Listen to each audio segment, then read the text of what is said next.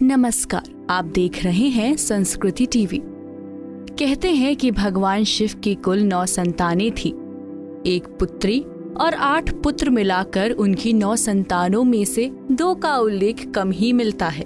जब हम संतान की बात करते हैं तो उनमें से कुछ गोद ली हुई और कुछ की उत्पत्ति चमत्कारिक तरीके से हुई बताई जाती है। आइए जानते हैं उनके बारे में संक्षिप्त जानकारी। भगवान शिव की कितनी पत्नियां थीं? इस संबंध में भिन्न भिन्न उल्लेख मिलता है। भगवान शिव की पहली पत्नी राजा दक्ष की पुत्री सती थी।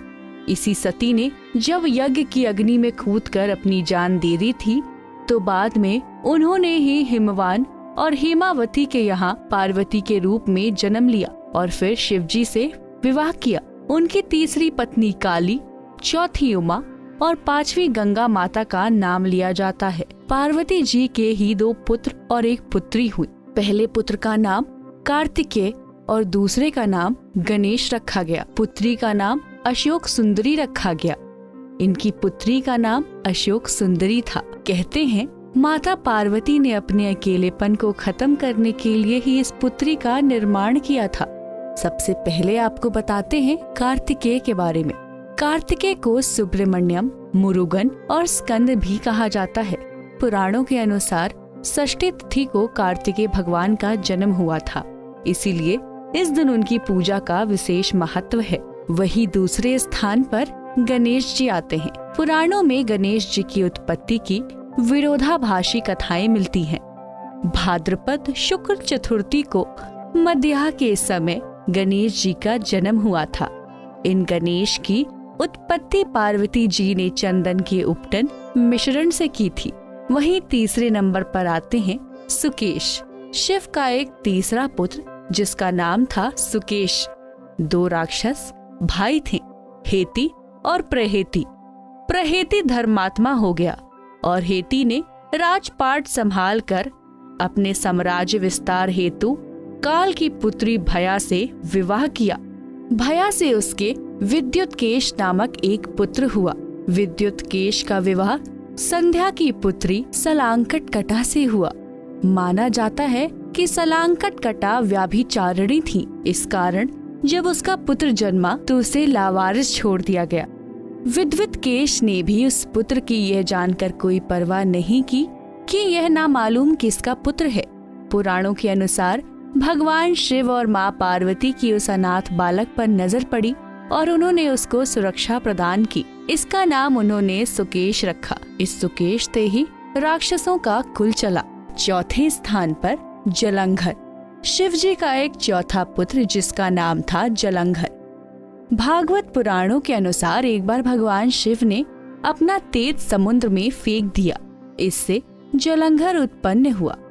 माना जाता है कि जलंधर में अपार शक्ति थी और उसकी शक्ति का कारण थी उसकी पत्नी वृंदा। वृंदा के पतिव्रत धर्म के कारण सभी देवी देवता मिलकर भी जलंधर को पराजित नहीं कर पा रहे थे।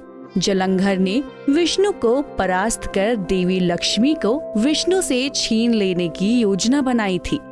तब विष्णु ने वृंदा का पतिव्रत धर्म खंडित कर दिया। वृंदा का पतिव्रत धर्म टूट गया और शिव ने जलंधर का वध कर दिया। वहीं 5वें स्थान पर है अयप्पा।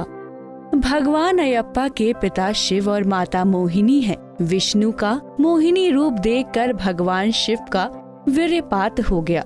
उनके वीर को परात कहा गया और उनके वीर से ही बाद में सष्टव नामक पुत्र का जन्म हुआ, जिन्हें दक्षिण भारत में अयप्पा कहा गया। शिव और विष्णु से उत्पन्न होने के कारण उनको हरिहर पुत्र कहा जाता है। भारतीय राज्य केरल में शबरीमलई में अयप्पा स्वामी का प्रसिद्ध मंदिर है, जहां विश्व भर से लोग शिव के इस पुत्र के मंदिर में दर्शन के लिए आते हैं। इस मंदिर के पास मकर संक्रांति की रात घने अंधेरे में रह कर एक ज्योति दिखाई देती है। इस ज्योति के दर्शन के लिए दुनिया भर से करोड़ों श्रद्धालु हर साल आते हैं। वहीं 6वें स्थान पर है भूमा।